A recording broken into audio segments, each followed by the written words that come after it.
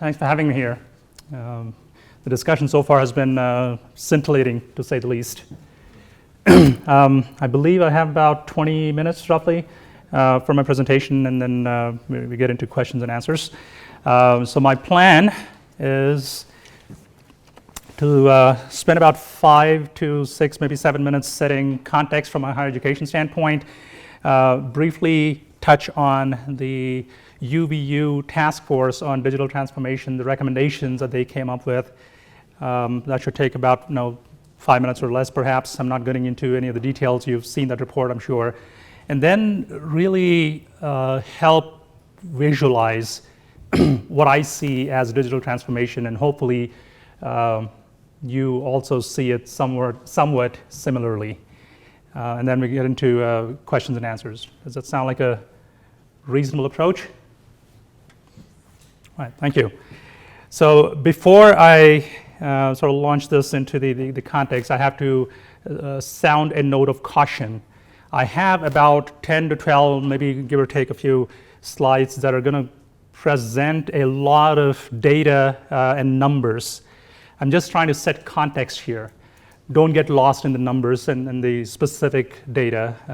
What I want to portray and for us to walk away with is an appreciation, which some of you probably already have, is the context of what is happening around us in higher education. That's my purpose.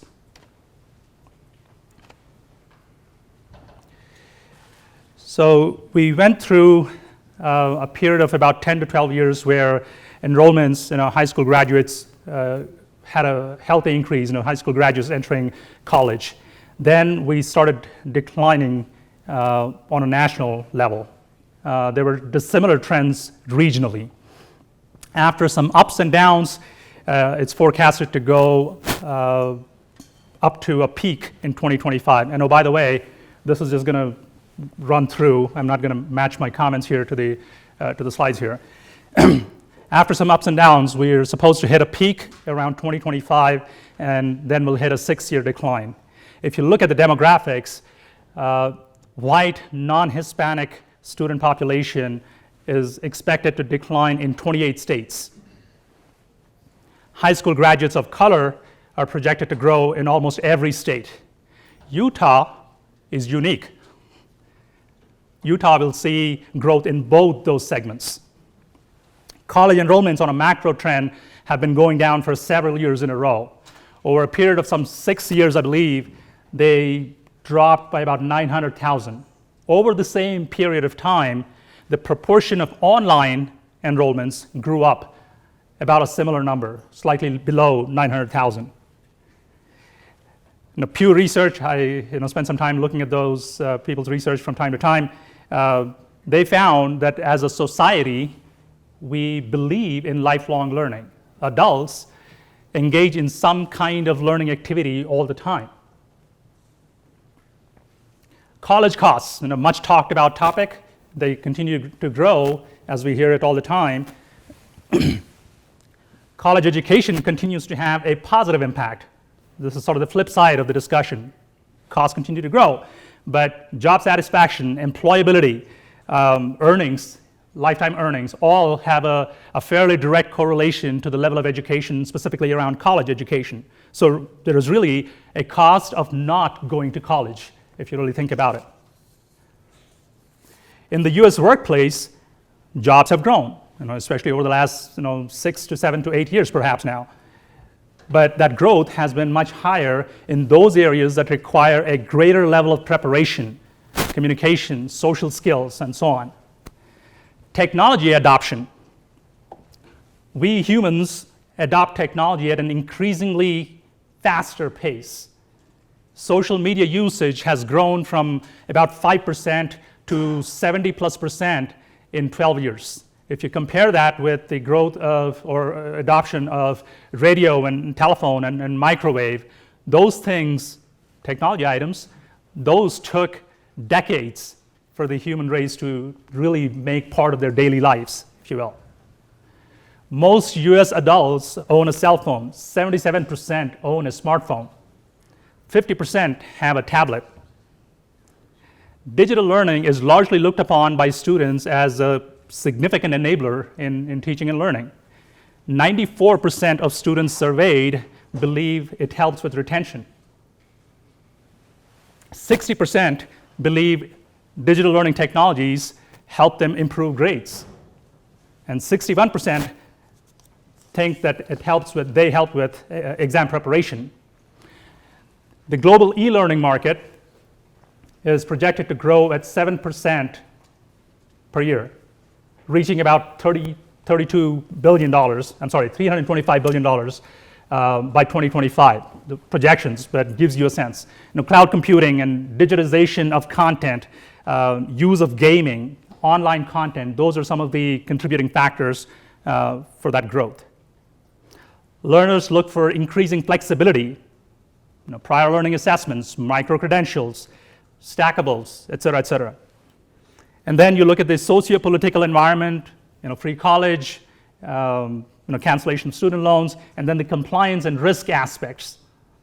There's just a plethora of compliance requirements that every higher education institution needs to adhere to. That's what we're living in terms of the environment that we're in.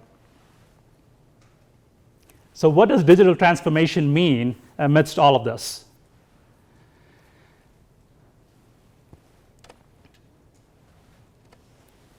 So I'll run through this quickly, but the essence of the task force report on digital transformation focuses on driving common enterprise platforms, communication mechanisms and vehicles, using data and information precisely to drive decision making institutionally and within constituent units, rethinking learning spaces and learning platforms, automating business processes, having better governance around technology and digital investments, digital workflow, managing talent more holistically, migrating to the cloud, which in my mind that's a means to an end, but that's one of the things that the report called out. And then a number of things that are very sort of contemporary in terms of relevance and grabbing for attention, and also some applicability in terms of what they can do, the promise of what they can do in enabling student success and the operations of a university, any university. Artificial intelligence, machine learning, and of course, as you do all of these things, you have to pay attention to risk management, specifically around information security. Analytics is an area that we've been talking about as a people for many years, almost over a decade now, and using analytics to enable decision making. Most of us in higher education have ERP and SIS systems that are somewhat dated, I would say, and the vendors that have provided those systems, while they've tried, I am a believer that what they've done so far is insufficient to take us forward, especially if as an institution we want to embrace digital transformation. That is not to say that those systems are useless, but some fresh, new, out-of-the-box thinking is necessary if we want to embrace digital transformation.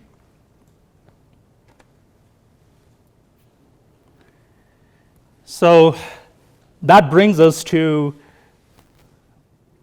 a few examples with which I want to tell the story and hopefully convey to you what I see as digital transformation. My hope is that you're able to connect and have a similar thought process and similar story that you're imagining when you think of digital transformation.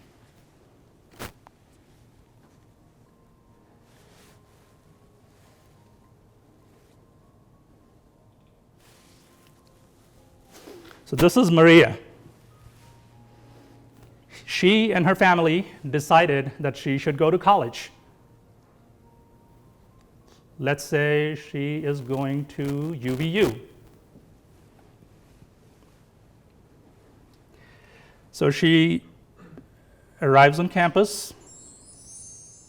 Okay, good morning, Maria. So she's a new student starting as a Wolverine, wants to become, doesn't know yet, needs to decide. Maybe UVU in her first few months here, and perhaps the first year will help her decide. Obviously, she's a bit nervous. So stepped onto campus, and as she barely took a few paces, she got a message on her smartphone. What is it? Oh, UVU is welcoming her. Gets a message that her enrollments for World Prehistory, Introduction to Physical Geography, and the lab associated with it are all confirmed. I hope I get his name right. Professor Zanazi, maybe? That's the right pronunciation. Would like to discuss her request to enroll in GO 1080, Introduction to Oceanography, before confirming. A meeting has been set up for 3 p.m. on Monday. Her housing has been confirmed at University Gateway, and she's being told that her student ID will work as her key and that her roommate is Ashley. New student orientation and gala, Jumpstart, is that the right name? Is on Saturday, 9 a.m. to 2 p.m. And don't miss it. And then there are directions and a picture of that building to go to.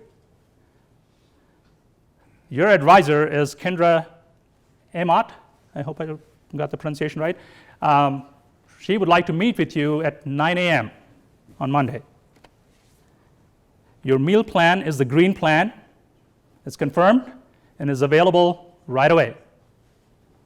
If you're hungry, here are some directions to places that you can go to eat. Your first class is Introduction to Physical Geography on Monday at 10 a.m., followed by the lab. Please go to the bookstore, and here are the directions, to pick up the lab kit before your class.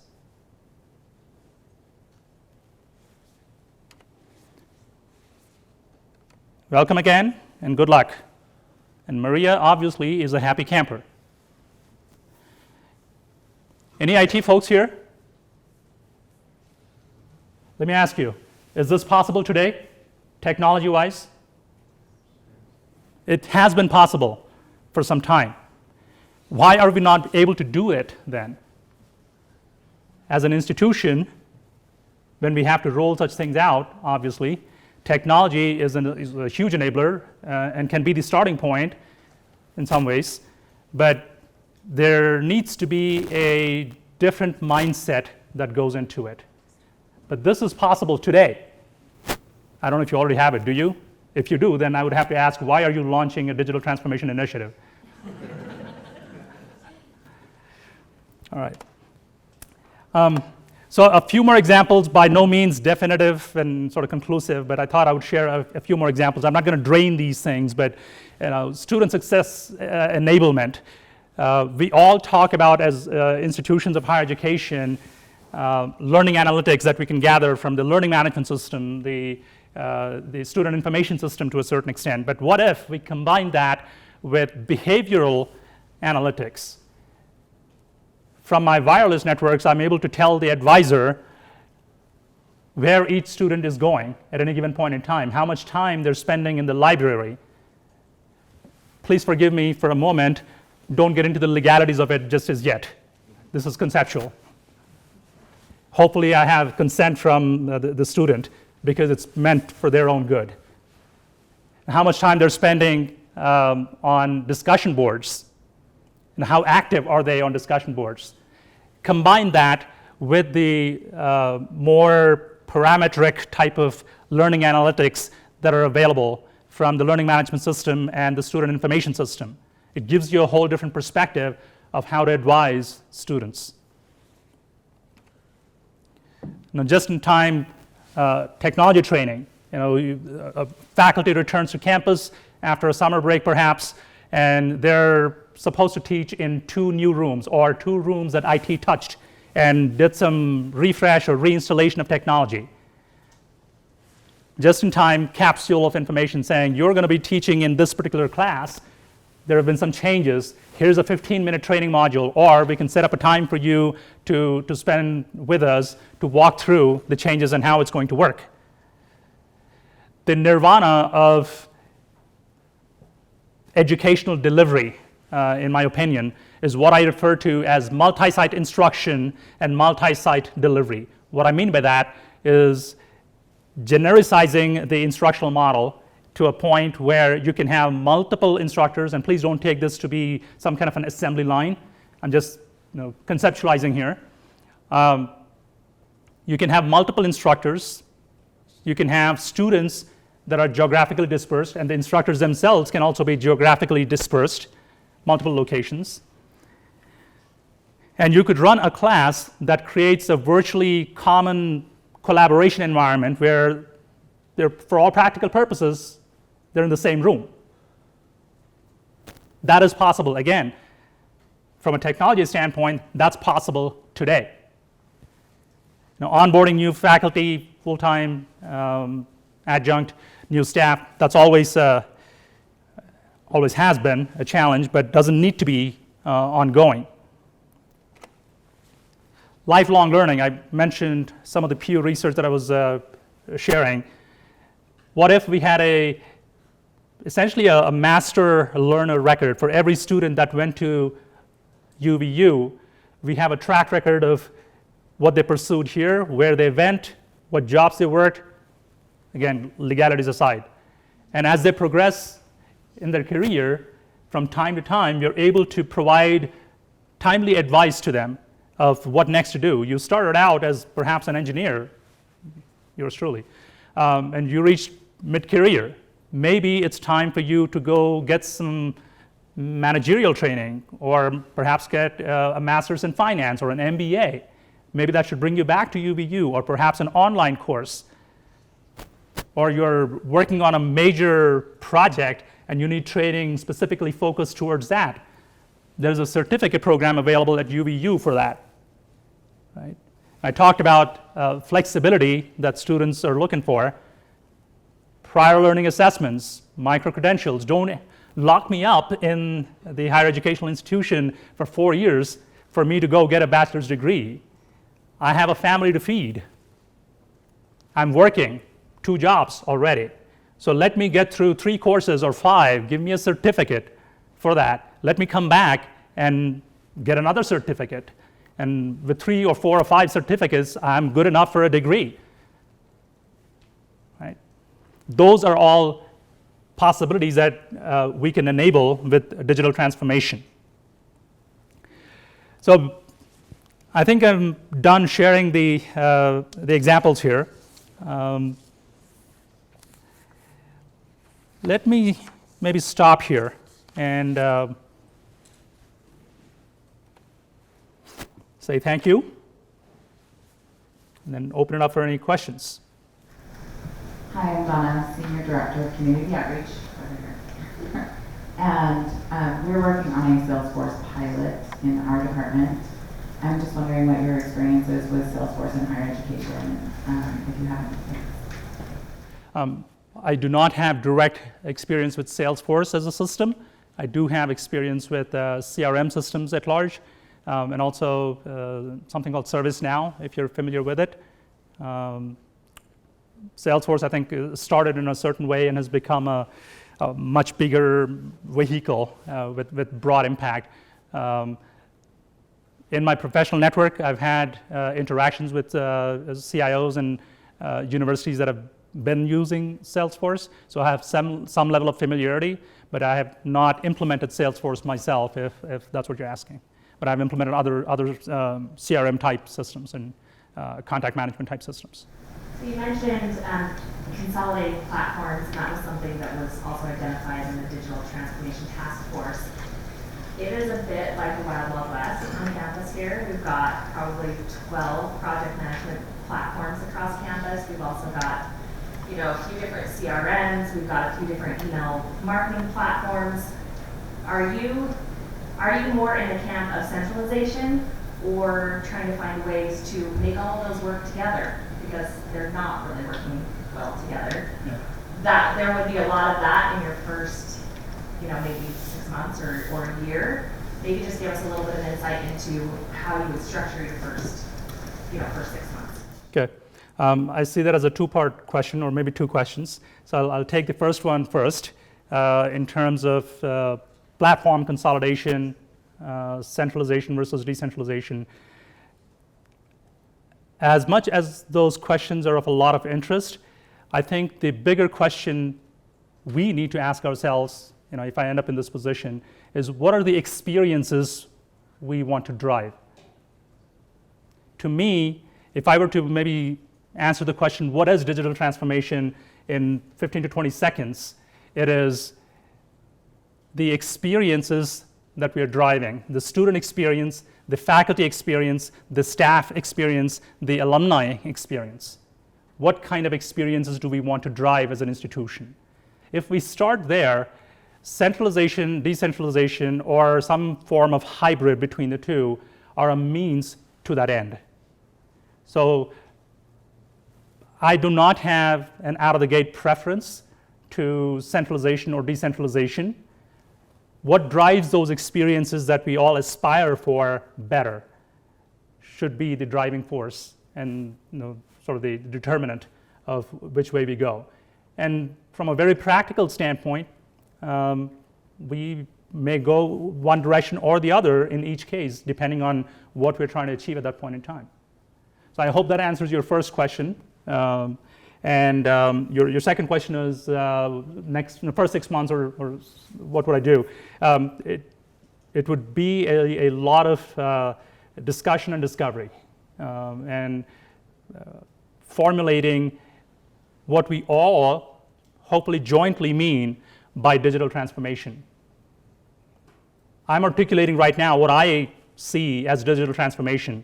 Hopefully, UVU and each of you, and I keep referring to UVU, you may not all have the same view of what digital transformation is or should do, right? But hopefully in those 6 months or lesser amount of time, we're able to have enough discussion and discovery to say this is precisely what we mean by digital transformation, and this is how we're going to get there. And there are probably phases, 1, 2, 3, whatever number. We're not going to get there in one shot, and that's just impractical.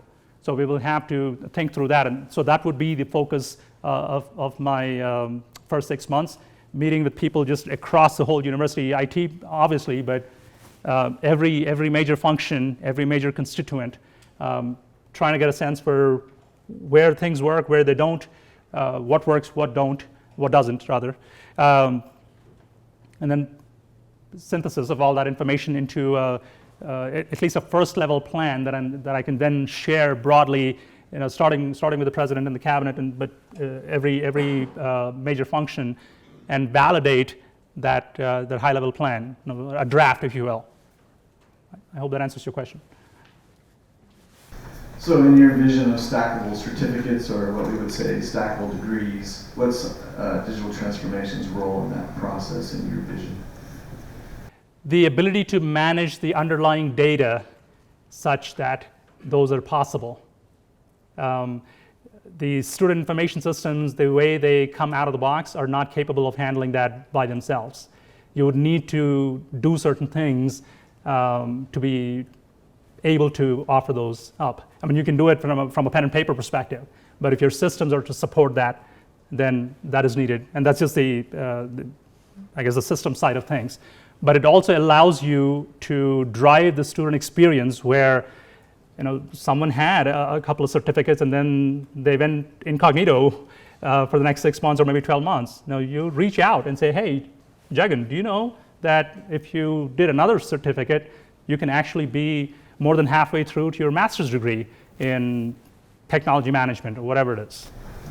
Looking at Regis University's website, I see there was a cyber attack on August 22nd that, at the beginning of the semester, that crippled the IT infrastructure so badly that employee email is just now being turned on today, 2+ weeks later.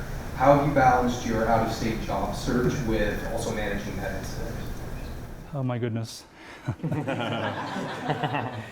I've tried. I've had some really, really long days over the last 3 weeks. There's no easy way around it. I have to say, I'm probably half as well prepared as I wanted to be for this visit with UVU. So no, I've not been able to do justice to both things. At every juncture over the last 3 weeks, when I had to decide, I had to put Regis front and center and above everything else that I had to do. For the first 2 weeks, I worked with an average of 3 hours of sleep. So, but it is both an unfortunate incident and also unfortunate timing for that incident to have occurred. But it's helping me drive some very key conversations, not entirely new conversations that I've had with the president and his cabinet over the years.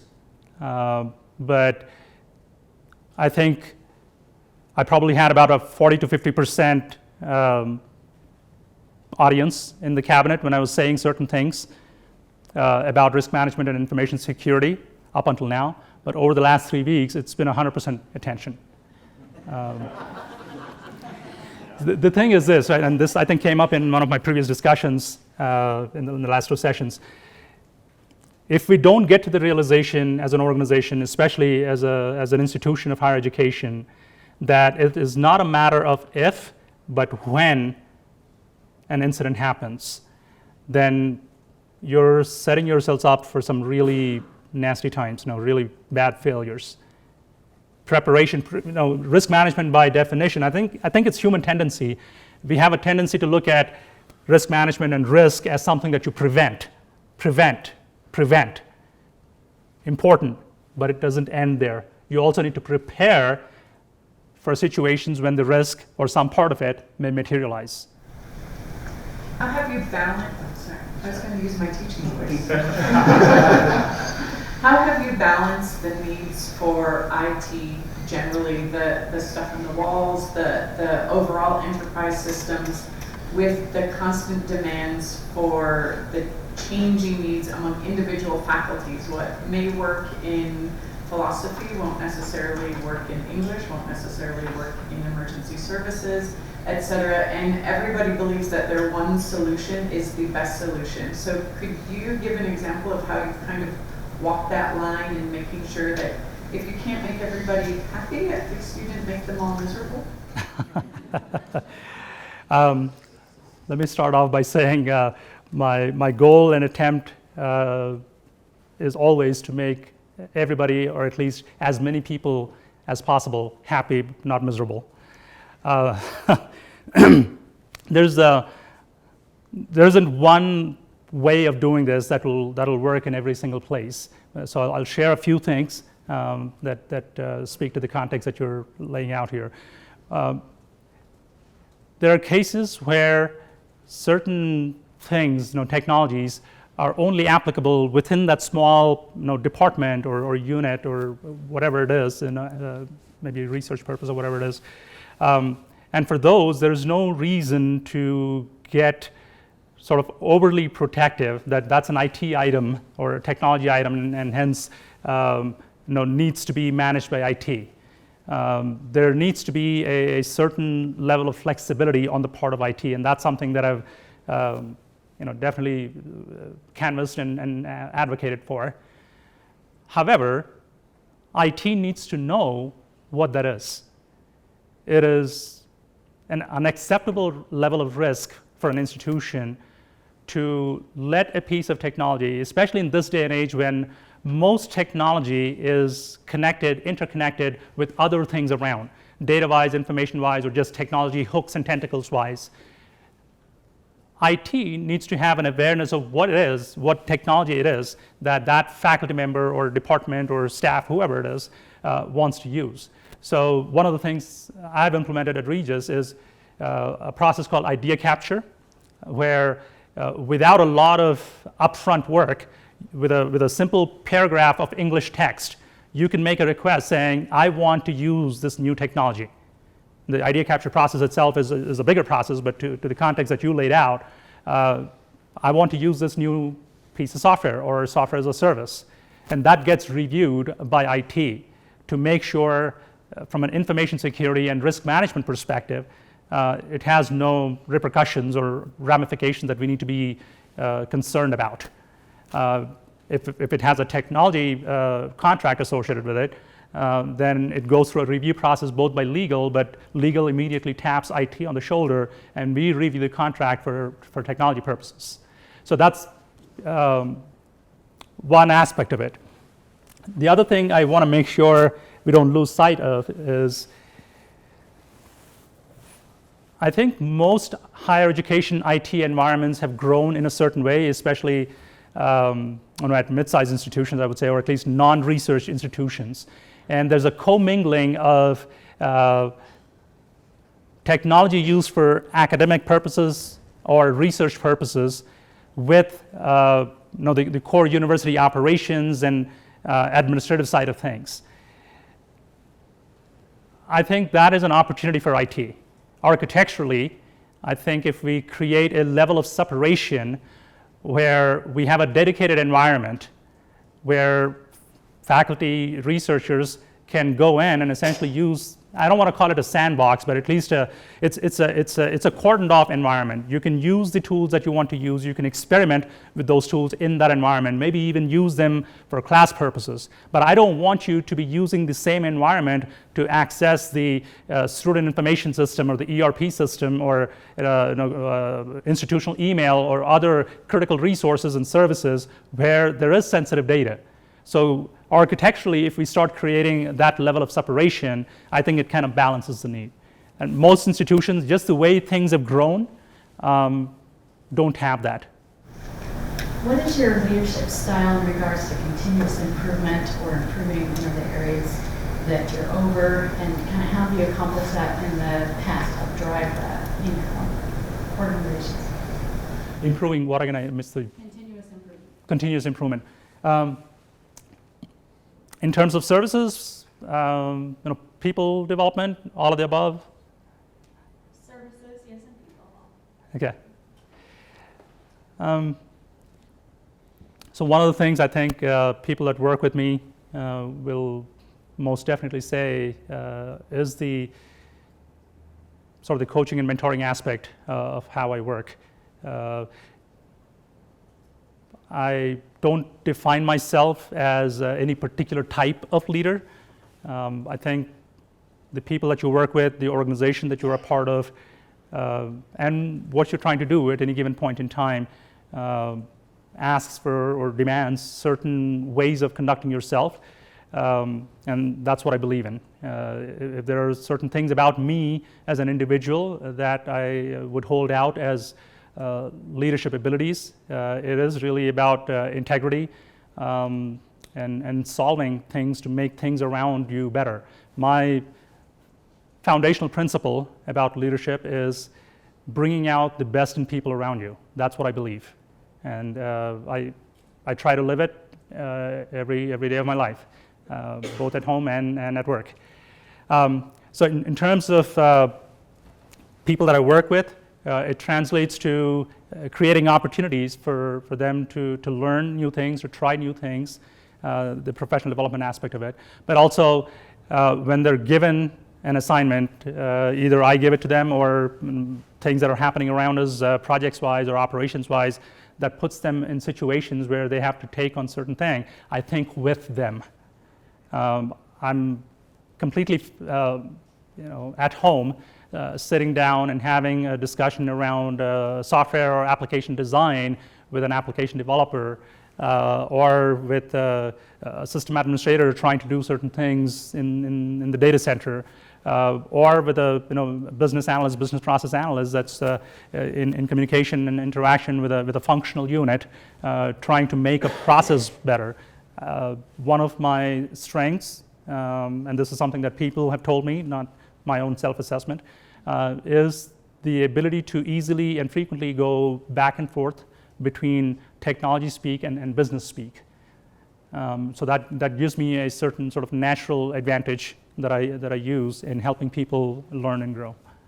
And in terms of continuous improvement, maybe going a little bit beyond the people aspect of it, I spend time on a fairly routine, regular basis, meeting with people that are consuming the services that we IT provide, be it the deans of the colleges, faculty in colleges, or vice presidents or my peers, trying to understand what works and what doesn't, and trying to funnel that back into our thinking as we refine our processes, whether it's for projects or support. One of the things I'll quickly share with you, we have some time, right? Yes. When I walked in at Regis, we had this process called the digital plan portfolio process. And it was a front-loaded process, very meaningful process, a lot of due diligence, but all the due diligence, or at least most of the due diligence, was front-loaded. So if you wanted a new piece of technology or a change to an existing technology, you had to go through this fairly elaborate process of documenting what it is that you wanted to do and how it would help the university or your unit, your college, what have you. Well-placed thought process and well-placed due diligence was being asked for. But it was, as I went around the first year and a half or so around the university, gathering input on what could be better, this was one of the things that was called out as an entry barrier. It was largely looked upon as a deterrent. So over the next 1.5 to 2 years, I worked with people around the university and with my IT colleagues to essentially implement a new process that allowed things to be kicked off with a simple paragraph of English that would engage IT in a consultative fashion to sort of co-create a solution or jointly find solutions. And then very quickly, we started getting about 10 to 12 requests a month once we launched the new process. My colleagues at the time told me that's pent-up demand. 4 years later, we're still getting about 8 to 9 requests per month. Something to be said. Right? And then we also, because the demand was so much, we started using the strategic plan of the university and strategic drivers that we derived from it, and a scoring rubric that we started using to score each request that was coming in. And we built a 3-year roadmap based on that scoring. Hi, I've been in IT for many years, and I'm trying to wrap my head around this new buzzword, digital transformation, or 2 words, because it seems like that's what we've been doing for decades, is transforming analog or paper processes into digital processes. And I see it in kind of 2 different views right now. One is a mundane view where a lot of what we're talking about is more digital integration, just getting systems to talk together. That's kind of boring, that needs to happen, makes everything more efficient anyway. On the other hand, what is your vision for the revolutionary aspect of digital transformation, where it can change the game? I saw a recent article where it talked about immersive technologies, virtual reality being the next game changer and the future of digital transformation. So I know we have to do all this integration stuff and make everything work better and talk to each other better, and whether it goes to the cloud or stays on premise, that's kind of all boring stuff behind the scenes. What changes the learning experience? Where's the transformative part of digital transformation? What do you see? What's your vision with that? Yeah, so 2 things. Excellent question, by the way. Digital transformation is all of the above, everything that you described. So the experiential parts of the user experience part of it is definitely the more attractive thing. But for that to happen, you need to have the foundational layers, if you will, within the infrastructure and enabling services side of things as well. Let me give you maybe a specific example of how teaching and learning might change. I kind of touched on it with one of my examples, but I'll elaborate a little bit. One of the things we did at Regis University, and actually this is a good example, I think, now that I think of it. About 4.5 years ago, I got into a lot of discussion around the state of technology in the classrooms at Regis. And we quickly realized that we had some old equipment, starting with PCs, but also projectors, and we still had VHS players in some cases where certain faculty would not allow us to retire those devices, if you will. And so we started thinking about doing a refresh, a technology refresh in classrooms so that they're more state-of-the-art and have newer equipment, and so forth. Right thinking. But then I asked the question, so if we built a brand new classroom now, in this day and age, ground up, would we just walk in and replace the old projector with a new projector, new model, what have you, the old Dell Optiplex 370, whatever, with the new model, whatever? Or would we repaint it? So we started looking around, and I actually ended up doing a little bit of research and a presentation to the Board of Trustees about active learning. And I'm not going to dwell too much on active learning. I'm sure some of you are at least familiar with it. It ties back to a fundamental aspect that's been studied and researched and studied and reported on repeatedly, which is student engagement has a direct relationship with student success. And student engagement is higher when you engage more of the human faculties of a person, as opposed to just having an instructor, a professor at the front of the classroom and rows of students and delivering a lecture or a presentation, what have you. Getting them more interactive, whether it's flipped classroom type of thing, or group arrangements, or individual learning within the class and sort of discovery type of items, those have a tendency to increase the level of student engagement and retention and hence success. So I ended up doing, like I said, a little bit of research, a presentation, and then the result of all of that was the building of the very first active learning classroom at Regis University, which allows for essentially multi-mode learning. You can have students in multiple different locations.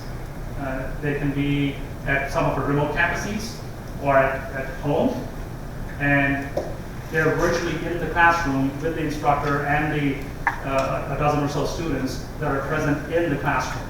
There's technology-wise, if you want to go there, there are strategically placed audio, video displays, really video displays, and audio equipment all through the room that is placed mostly in transparent, but also very strategically placed locations to promote and engage students that are in the classroom, the instructor that is in the classroom, and the remote participants to virtually create a seamless experience that I would call a transformative experience.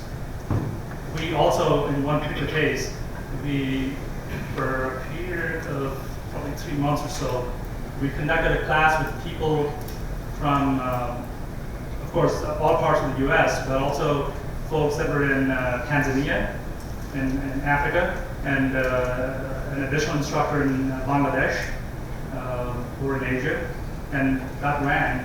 Those are like 3-hour class sessions that ran for about 3 months.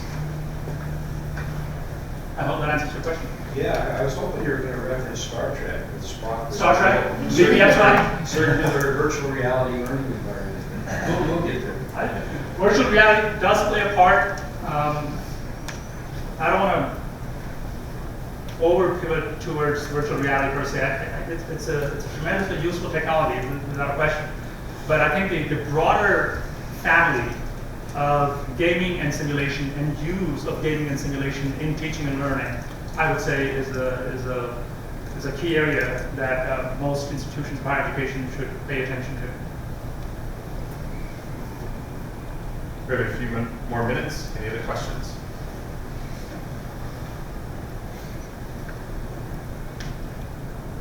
Okay. Thank you very much. Thank you for presenting.